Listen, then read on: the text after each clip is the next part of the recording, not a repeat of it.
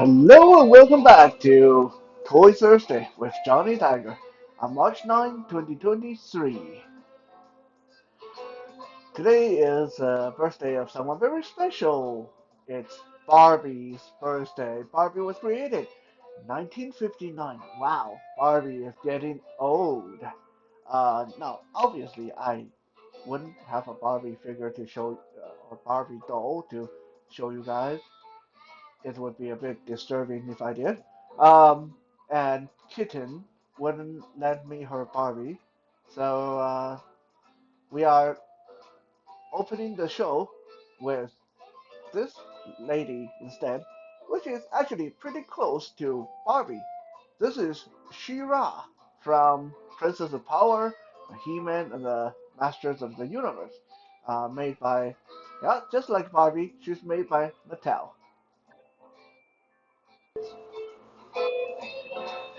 And just like Barbie, she has real feeling rooted hair that you can try to style if you wish. I'm not really into that, so yeah, I just leave things the way they are. Her cape is also soft fabric. She is that nice compromise between a girly toy and a warrior lady that would fit into any kind of fantasy display. Now, just in case you guys didn't know, like I already mentioned, She-Ra made by the same company, Mattel, as Barbie was. Barbie was made in 1959, while She-Ra didn't come onto the scene until I believe it was 1986 or 85, when their He-Man and Masters of the Universe became massively popular. Mattel started to think, hey, how can we capitalize on that? Well, what's our other big property? What's the other big thing that we sell? Barbie. How can we take Barbie and make Barbie cash in on He-Man of the Masters of the Universe success? Voila, we got She-Ra, the Princess of Power.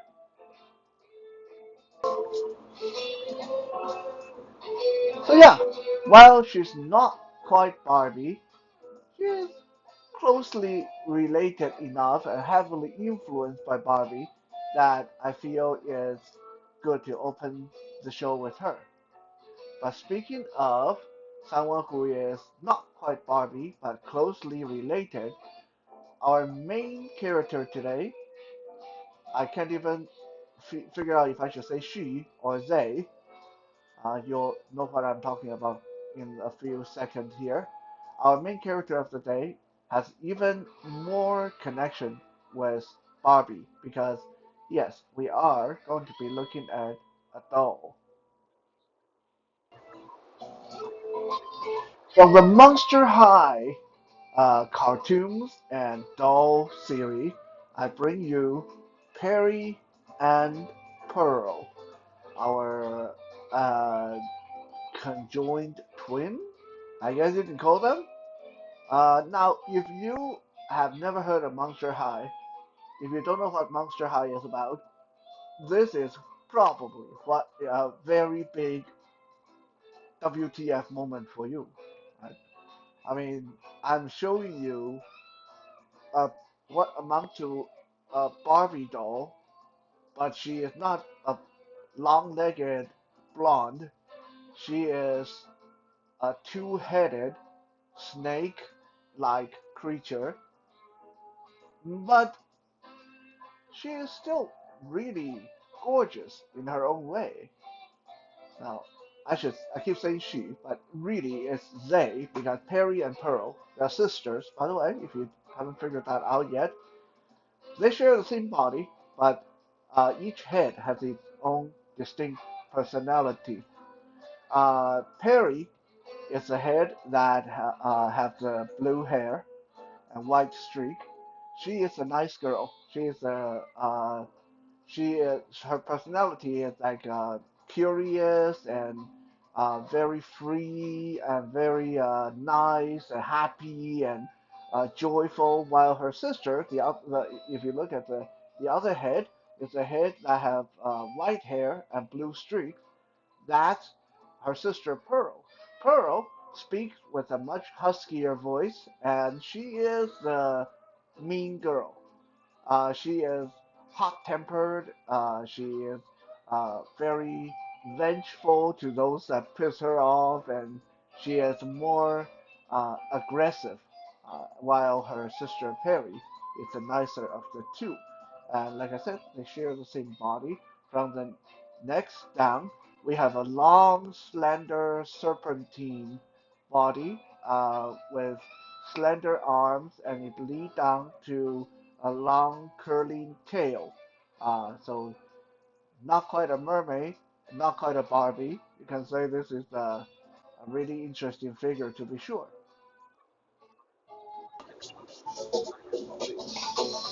Now, if you're wondering what Johnny Tiger doing with a doll, and not just a regular Barbie doll, but a weird creature kind of doll, well, that is why I have her, or them, because while I have no interest in Barbie or this type of doll in general, when I first heard about Monster High, and I heard that they had werewolves and Draculora rather than Dracula, I thought that was kind of cute, but it didn't really pique my interest enough to want to acquire these. Because, yeah, werewolves and vampire, those are boring. Those are pedestrian. Mommy, okay, yeah, now we're getting somewhere. But, maybe not. And then I came across Perry and Pearl, a two-headed serpent doll, and I just couldn't resist. Like, I love monsters to begin with, especially aquatic, scaly, snaky, sea monster type of stuff. And Perry and Pearl just fall right into that category. They are bizarre and weird, but super, super cute at the same time. Uh, they don't fit anywhere into my display, but yeah, like I said, just couldn't resist a two-headed serpent doll.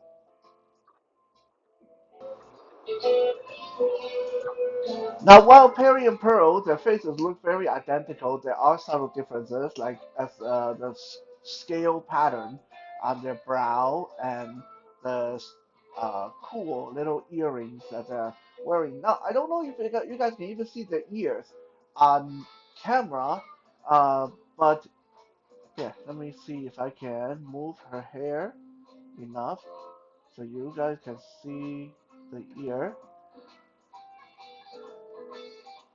the earring. Okay.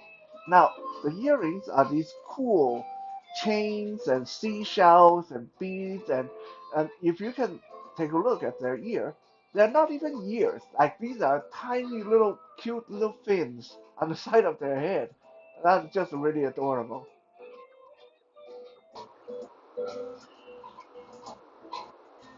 Now, the head, each of the head can turn on the neck, but because of how big the heads are, uh, I guess that's what dolls supposed to look like. I don't know, but the heads are kind of large, and so they do tend to get into each other's way.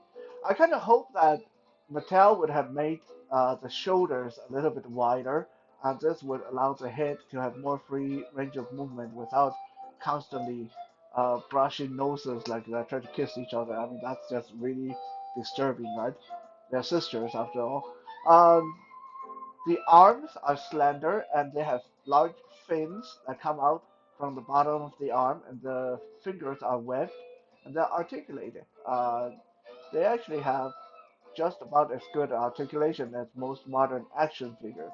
Like from the neck down, honestly, from the neck down, uh, this doll might as well be a good action figure. It's like I would really love to see uh, some of these Monster High design translated to action figure. And all that really would take is shrink the head down to more normal proportion and then uh, ditch the uh, real feeling rooted hair and get sculpted hair, and that would be it. Like that's all you'd have to do. If all the changes basically would be on the head, and then you would have a pretty cool two-headed female serpent action figure.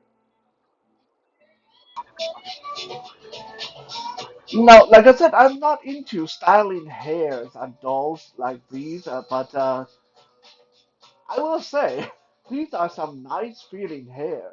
Like these are full, lush, slightly wavy hair. Uh, just really nice to the touch. I imagine that for someone who's into uh, styling dolls' hair, these would be so much fun.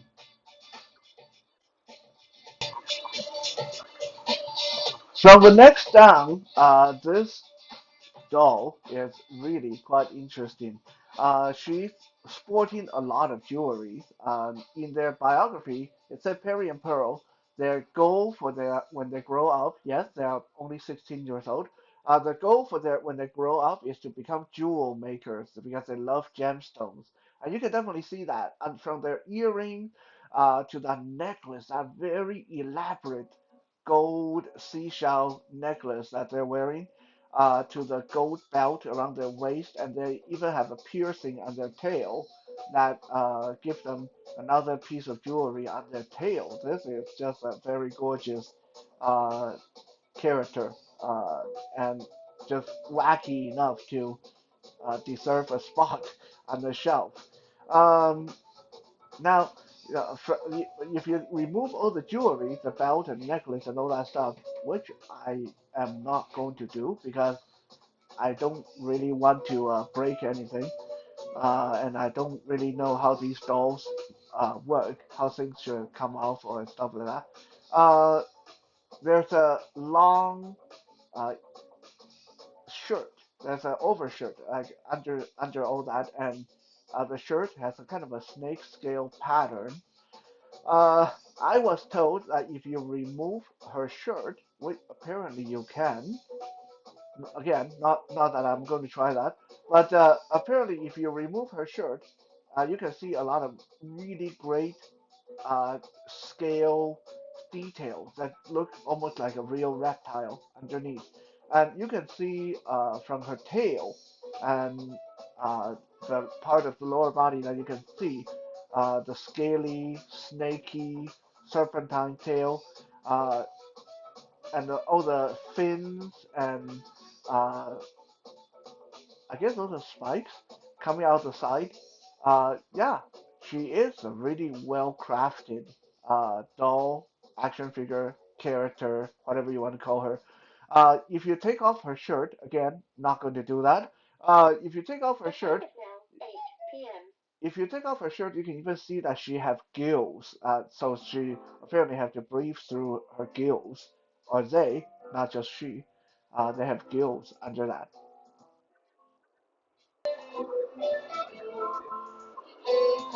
Now, uh, I just realized I didn't give you guys any kind of like a biography from for Perry and Pearl, because I don't really know Monster High backstory. From what I read, they are daughters of the Hydra. And now those of you not know Greek mythology, you know that Hydra had 9 heads. It's a nine-headed serpent. So in their bio, they kind of allude to uh, you think it's bad to have two parents trying to have nine that you have to please, and they have cute little tropes in their biography that says they can't decide on what they want for their pets because the two heads, the Perry and Pearl, to the two sisters, they can't seem to come to any kind of agreement on what they want as pets. Um, so there are some cute little tidbits in there, but unless you follow the Monster High show, the cartoon, it probably won't make a lot of sense to you anyway. Uh, the fact that this is a two-headed serpent doll is good enough for me. It's just so cool. Uh, I must say, even though Barbie dolls and fashion dolls are not my cup of tea, I am sufficiently impressed by Perry and Pearl that it totally wouldn't surprise me that if further down the line I track down some more of the more cool design Monster High girls to add them to the collection. Yeah, we'll see. We'll see.